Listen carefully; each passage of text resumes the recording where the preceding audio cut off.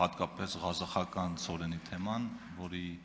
հետևանքով մեր շատ ընդդիմադիր գործընկերներ դարձել են արդեն ծորենի մասնագետներ ու տարբերում են, որ կարգի ծորենը ինչի համար է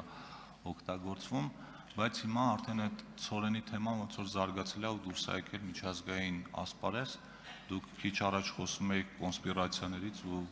այդ դավադրապաշտական տեսություններից, հիմա ոնց որ այդ դավադրապաշտությունը նաև Հայաստանի սահմաններից է դուրս եկել։ Մասնավորապես այսօր հայտնի դարձավ, որ Ռուսաստանի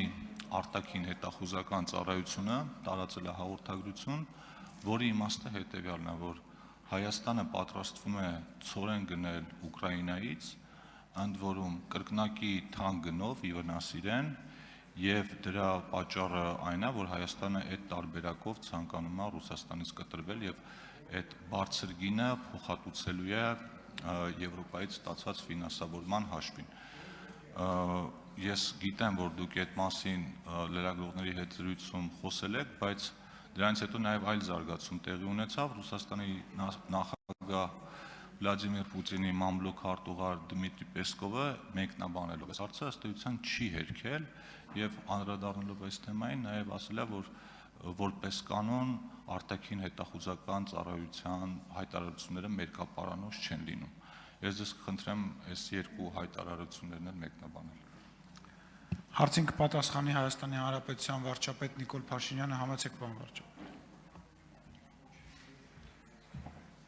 Շնորհակալ եմ հարցի համար։ Նախ հասկական այդ ղազախական ծորենի հետ ինչ է կատարվում։ Ինչ է կատարվում, ուղղակի որ նայես ոնց որ բանը լինի։ Չէ, կոնսպիրացիա չէ, այդ ոնց որ բանի սցենարիստները գրելիս լինեն օպերացիա ի կամ շուրիկի նոր արկածները։ Լսեք հարգիններս, կա ապրանք։ Ես հələ եկեք մոռանանք ընդհանրապես, ուրեմն ցանկացած ծորեն ինքը շուկայական ապրանք է։ Ես հələ չեմ այդքան բան անում։ Կա ապրանք, կա ծորեն ապրանք, կա, չգիտեմ, 1000 ու մի ապրանք, կա առաջին, երկրորդ, երրորդ, չորրորդ, 5-րդ, 6-րդ, 80-րդ, 90-րդ տեսակի ապրանք, ինքը ունի գին։ Ինքը ունի գին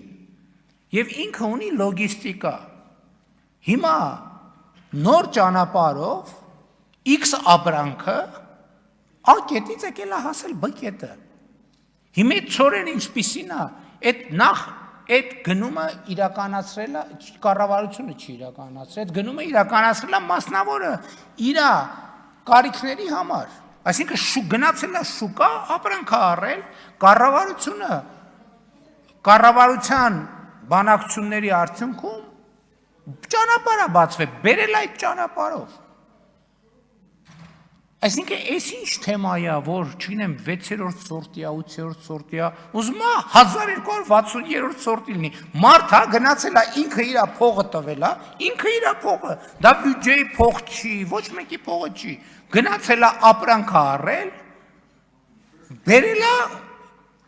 Պետք է բերեր ուրիշ դժվար ճանապարհով, բերել է ուրիշ ճանապարհով։ Ինչու՞մ է խնդրումը։ Ուզում եմ հասկանալ։ Հաջորդ հարցը։ Ես այսօր ինձ լրագրողները նաև հարցրին, ես կարող եմ ասել, որ Հայաստանը երբեք չի հրաժարվի Ռուսաստանից ծորեն ձեռք բերելուց։ Երբեք չի հրաժարվի, պաշտոնապես ասում եմ։ Բայց Հայաստանը երբեք չի հրաժարվի նաև տենաց շուկայում էլ ինչ կա։ Իսկ էլ ինչ կա։ Էլով է ծորեն վաճառում։ Կա առաջարկ մեծ ծորենի։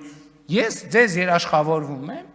որ բացառված է, որ մեկը գա մեզ ասի, գիտեք ինչ, ծորեն ունենք։ Կարող է առնեք, մենք ականջներս փակենք ու վազելով փախնենք այդտեղից։ Չի լինելու այդպիսի բան։ Եվ այսօր ես չեմ ուզում թաքցնել մեր առաջարկներ կան։ Ղազախստանից, երբ որ տեսել են, որ մենք Ղազախստանից ձեռք ենք բերել, ուրիշ վաճառողներն էլ ասում են, կարող է հետաքրքիր է ձեզ այդ թեման։ Մենք էլ ասում ենք գինը ասեք, գինը հետաքրքիր կլինի, հա, գին որակ բնականաբար։ Հետաքրքիր չի լինի, կասենք չէ, հետաքրքիր չի։ Ինչու՞մ է խնդրումը։ Այսինքն ես էլի բան ծորեն առնելը ամուսնություն, հա, որ Էլի մենք այդ ռեժիմը ես չեմ հասկանում, որ բանը տերես որթյակա, տերես հնազանդ է, տենց հարաբերություն չկա, մենք ծորենի առևտրի մեջ ոչ մեկի հետ նույնիսկ եզրասի օրհնությամբ տենց հարաբերության չենք մտել։ Ինչու՞ է խնդրեմ, ես տենց է չեմ կարող հասկանում։ Համեցեք արձագանք, պարոն Թոնյան։ Շնորհակալություն։ Պարոն վարչապետ, միանշանակ Հայաստանի Հանրապետությունը ցանկացած ապրանքի պարագայում, որը իրեն ձեռնտու է ավելի լավ գինե առաջարկում, դա էլ պիտի առնի։ Դրանում երկու կարծիք լինել չի կարող։ Ուղղակի այս հայտարարությունը հետաքրքիր էր նրանով, որ դա արել են ոչ թե ինչ-որ փորձագիտական շրջանակներ, ոչ թե ինչ-որ առանձին լրատվականներ, այլ սա արել է իրենց արտաքին հետախուզական ծառայությունը եւ նախագահի մամուլի քարտուղարն էլ ըստ էության հաստատել է։ Ըստ այդմ մի քիչ հետաքրքիր է այդ դեպքում որն է այդ հայտարարության նպատակը ու ինչ են փորձում մեզ դրանով ասել։ Իրանց արտաքին հետախուզական ծառայությունը 2022 թվականի գարնանը ասում էր բացառված է, որ սահմանին էսկալացիա լինի, որովհետև հապկա ընդեղ է։ Եվ էլ չասեմ դա ինձ առաջ ինչ էր ասում։ Իրանց արտաքին հետախուզական ծառայությունը 20 թվականի սեպտեմբերի 20-ին ասում էր բացառված է, որ էսկալացիա չի լինելու եւ այլն եւ եկեք չմտնենք էլ այդ դաշտեր արտաքին հետախուզական ծառայությունը Ինչ չմտնենք շնորհակալություն